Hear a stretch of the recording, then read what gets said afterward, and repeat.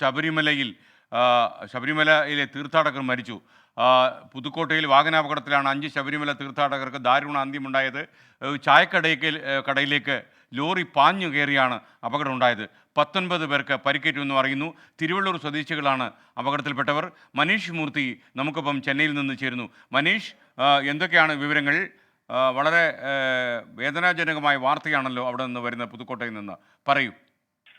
എസ്കൻ, പുലർച്ചെയാണ് അപകടം ഉണ്ടായിരിക്കുന്നത്. ചായക്കടയിലേക്ക് ലോറി പാഞ്ഞു കയറിയാണ് ഈ ഒരു അപകടം സംഭവിച്ചിരിക്കുന്നത്.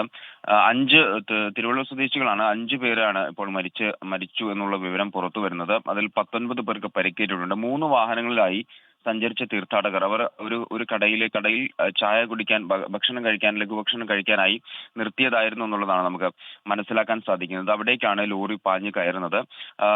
വാഹനങ്ങൾക്കും, അതായത് അവിടെ നിർത്തിയിട്ടിരുന്ന വാഹനങ്ങളിലും ഇടിച്ചാണ് ഈ ലോറി നിയന്ത്രണം വിട്ട് ഈ കടയിലേക്ക് പാഞ്ഞു കയറിയത് എന്നുള്ളതാണ് പ്രാഥമികമായി ലഭിക്കുന്ന വിവരങ്ങൾ. എന്തായാലും 5 പേരുടെ മരണം ഇപ്പോൾ സ്ഥിരീകരിച്ചിട്ടുണ്ട്. അത് 19 പേർക്ക് പരിക്കുണ്ട്. തിരുവള്ളൂർ സ്വദേശികളാണ് മരിച്ചത് എന്നാണ് പ്രാഥമികമായി നമുക്ക് ലഭിക്കുന്ന വിവരങ്ങൾ.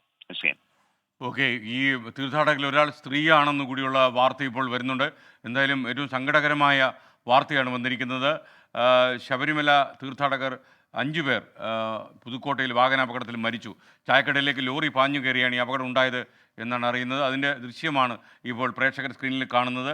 വളരെ അപ്രതീക്ഷിതമായി ഉണ്ടായ ഒരു അപകടമാണ്. ഇനി എന്താണ്, ഡ്രൈവർ ഉറങ്ങുകയോ അങ്ങനെ എന്തെങ്കിലും സംഭവിച്ചാണെന്നറിയില്ല.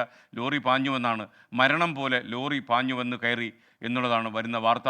സങ്കടകരമായ വാർത്ത, വളരെ നമ്മുടെ സ്വാസ്ഥ്യം കെടുത്തുന്ന വാർത്ത തന്നെ ആണ്. 24 അഞ്ചിന്റെ വജ്രത്തിളക്കം.